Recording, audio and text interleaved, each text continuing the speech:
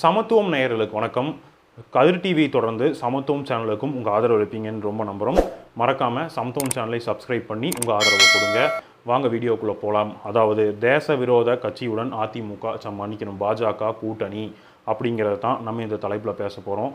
அது எந்த கட்சிங்கிறத பின்னாடி பார்ப்போம். அதற்கு முன்னாடி மோடி அவர்களோட சில சொதப்பல்கள் மற்றும் மறைப்புகள் பற்றிய விஷயத்தை இந்த வீடியோவில் ஃபுல்லாக பார்ப்போம். என்னன்னு பார்த்தீங்கன்னா, அதாவது 1971 பாகிஸ்தானோட போர் வந்தப்போ இந்திரா காந்தி அம்மையார் அவர்களுக்கு அமெரிக்காட்டிருந்து அழுத்தம் வந்துச்சு. இருந்தாலும் இந்திரா காந்தி அவர்கள் அமெரிக்காவுக்கே போய் அங்கே என்ன சொன்னாருன்னா, அதை எங்கள் நாட்டு உள்விவகாரம் நாங்கள் பார்த்துக்குறோம், நீங்கள் தலையிடாதீங்கன்னு அமெரிக்காவை சொல்லிட்டு வந்தாங்க.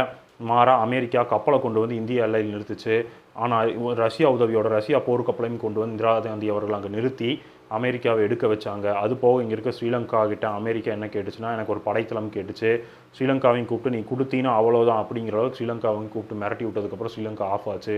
ஸோ இந்த மாதிரியான பிரச்சனைகள்லாம் இருந்துச்சு. இந்திரா காந்தி அவர்கள் அவ்வளோ நேர்த்தியாக கையாண்டாங்க. அது மட்டும் இல்லாமல் போரில் பார்த்திங்கன்னா உலகப்போர் முன்னாள் உலகம் போரில் நிறைய நடக்கும்.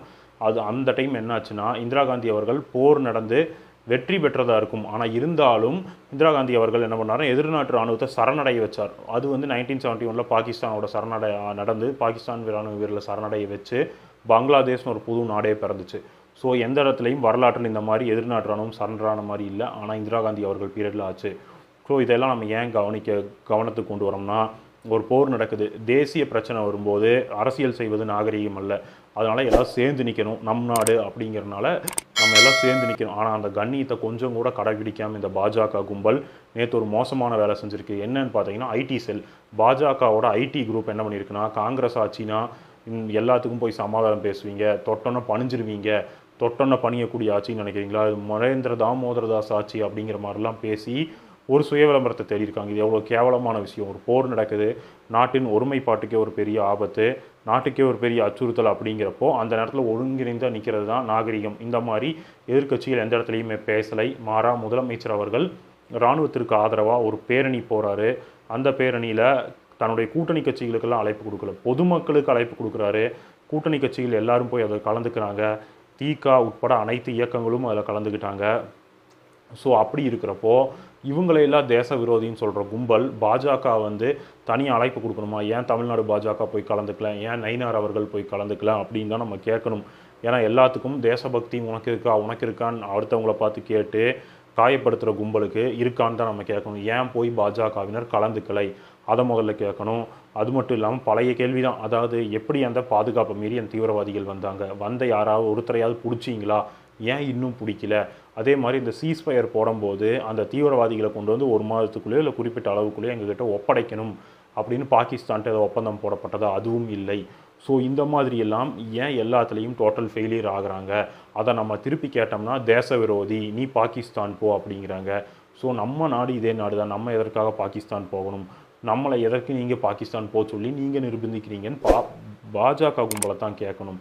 ஏன்னு கேட்டிங்கன்னா, பாஜக நீ இந்த நாட்டில் இருக்காத, பாகிஸ்தான் போ சொல்லணும் போ அப்படின்னு சொல்கிறதுக்கு எந்தவித உரிமையும் பாஜக ஆர்எஸ்எஸ்க்கு கிடையாது. ஏன்னா இந்த நாடு சுதந்திரம் அடைஞ்சப்போ இந்த சுதந்திரம் நம்மளுக்கான சுதந்திரம் கிடையாது, இந்த தேசிய கொடி நம்மளுக்கான தேசிய கொடி கிடையாது, இந்த தேசிய கொடியை நம்ம அவர்கள் ஏற்றுக்கக்கூடாதுன்னு பாஜக ஆர்எஸ்எஸ் தான் தன்னுடைய ஆர்கனைசரில் எழுதினாங்க.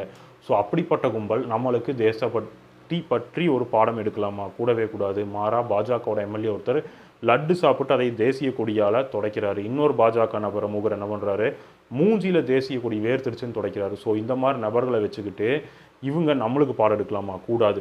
ஸோ இந்த மாதிரி டைமில் எல்லாம் ஒருங்கிணைஞ்சு இருக்கணுங்கிறப்போ அண்ணா அவர்கள் நேரு அவர்களுக்கு உறுதுணையாக நின்னார்.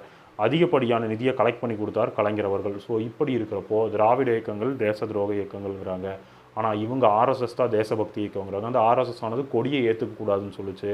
ஸோ அந்த கொடியை இஸ்லாமியர் வடிவமைச்சார், அதை ஏற்றுக்கூடாதுன்னு சொல்லிச்சு. ஏன் இஸ்லாமியர் வடிவமைச்சா ஏற்றுக்கூடாதா? இந்தியா மதர்சார்பற்ற நாடுங்கிறது தான் சட்டத்திலேயே இருக்குது. காந்தி அவர்களும் அதை தான் வலியுறுத்தினார்.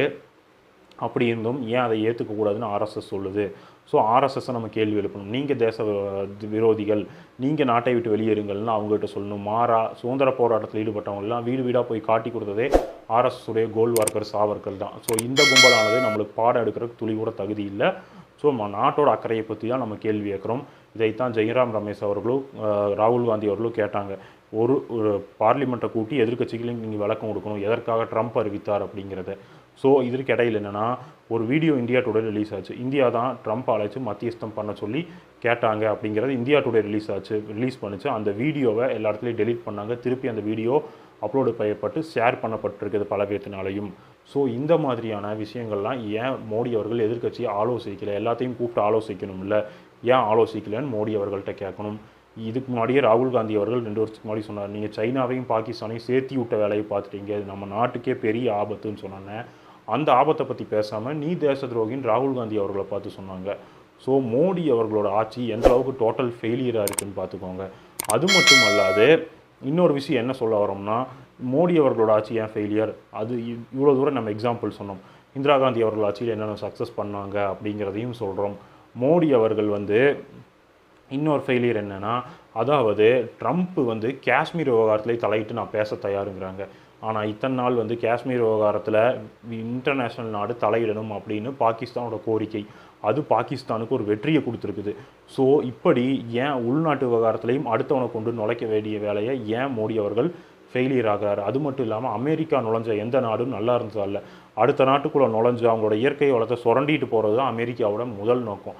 அப்படிப்பட்ட அமெரிக்காவை ஏன் இந்தியாவுக்குள்ளே அனுப்பணும், இந்தியாவுக்குள்ளே என்ட்ரு பண்ணணும்? ஸோ அதையும் பார்த்து மோடி அவர்கள்ட்ட கேட்கணும். ஸோ இதுக்கப்புறம் பார்த்தீங்கன்னா தேச விரோத கட்சியோட பாஜக கூட்டணின்னு வச்சுருக்கீங்களே, யாருன்னு கேட்டிங்கன்னா செல்லூர் ராஜு, அதிமுகவோட.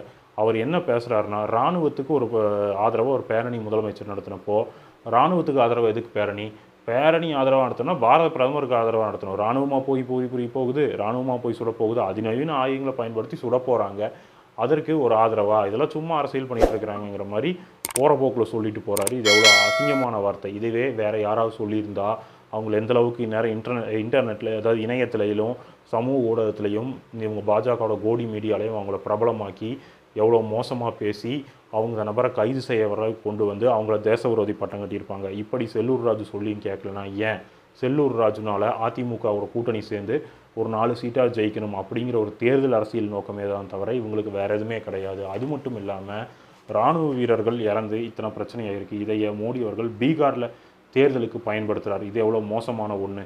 ஏன் பயன்படுத்துகிறாருன்னா, பகல்காம் பிரச்சனை நடந்து உடனே அந்த ஸ்பாட்டுக்கு போகாமல் பீகாரில் போய் அவசர அவசரமாக ஒரு கூட்டத்தை ஏற்பாடு பண்ணி பேசியிருக்காரு. எவ்வளோ அசிங்கமான ஒன்று. அனைத்துமே பாஜக தேர்தலாக தான் பார்க்குது. மக்கள் நலன்லையோ நாட்டு நலன்லையோ பாஜகவுக்கு அக்கறை இல்லை அப்படிங்கிறத நம்ம இந்த காணொலி வாயிலாக தெளிவாக சொல்லிக்கிறோம்.